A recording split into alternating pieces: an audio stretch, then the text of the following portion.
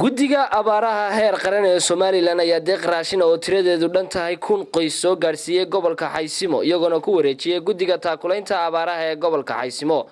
deeqdan oo saaka lagu kala diray garoonka Cabdi Bilaa Cabdi ee magaalada Laascanood ayaa waxa goob joog ahaa barasaabka gobolka Xaysimo Cabdirashiid Maxamuud Axmed Xiir iyo gudoomiyaha guddiga taakulaynta abaaraha ee gobolka Xaysimo waxayna si wada jir ugu mahadceliyeen guddiga abaaraha heer qaran kuwaas oo soo gaarsiiyay deeqdani iyagoo intaasi ku daray inay gaarsiin doonaan dadkii loogu tala galay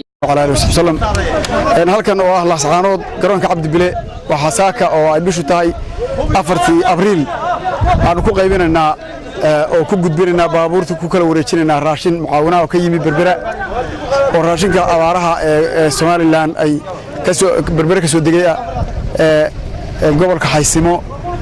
iyadoo oo 300 oo qoys oo hore aan hore u gudbinay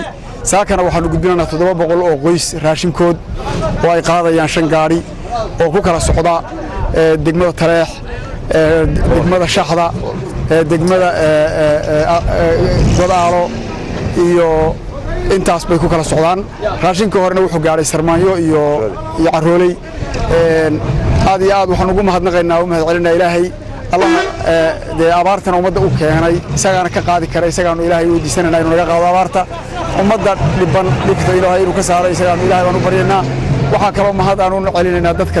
u gurmaday dadkooda oo waxaan bixinaya ama meel shaah ka keeneen ama meel dhow ka keeneen ummadda Soomaaliyeed u gurmanaya ee baahan abaaru hayaan waxaanu leenahay aad iyo aad baad u mahadsan talagalay hadaan nahay guddiga gobolka Xaysimo ee abaaraha insha Allah taala waxaanu ku wareejin doonaa guddiyada degmooyinka ka dhisan qaybin doona gaarsiin doona bulshadii وان إلهي ما مهدله وحويان مهدله لبعضنا وحنو علم شديد إن عندي سوري بتي راشكا نبارها أو جدال كورن أبارتو كتيرته أبارتها سوار رنتي أبار بحسن وقت جدينا دار هذاي halkan wax soo gaaray raashin kun qoys oo Xaysimo loogu tala galay 300 hore u sidii qolada guddiga abaaruhu 700 oo kalena saaka loo kala dirayaa meelihii degmooyinkii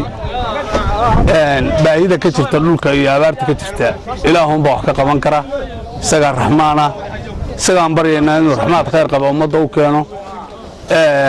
waxaan see halkan kaga faa'iideysanayaa aan rabaa inaan kelmad ka idhaahdo abaartu imika degalbeedka waxba ka dadahay laakiin barigu xaalkiisu wallahi aad buu adag yahay siiba gobolkan Xaysimo anagu waanu hadda mas'uulka ka ahay raashinkan oo saaka ku socdo tagi doono baahida ka jirta aad bay u ballaaran tahay waxa ku soo noqday dad aad u tiro badan oo dadkii hayaamay oo bariga aaday oo iyagu ka baliitaba dadkii dhulka ku haray baahidi baa sii badatay oo xoolihii iyo dadkiiba wixiiba de wax weeyaan waa la raashimayaa oo abaartan waa abaar ka duwan abaarihii hore la arki jiray waxaan baa qudirayaa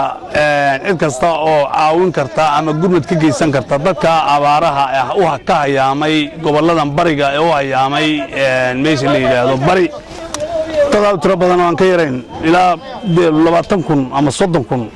ayaa bariga galay wixii soo noqday in gurmad loo fidiyo bal wixii loo qaban karo in dib sidii loogu soo celin lahaa falankeeda la qabto labaad raashinku dawu yar iyo uu fiiqan yahay dhowr jeerna waanu ka hadalay waxaan jecelahay bal si mugle mar loo eego bal Xaysimo dadka ku nool iyo tiradooda baahidoodu ma had jeer 1000 qoys Samiir Saciid Bilaa Bulsha TV Laascanood.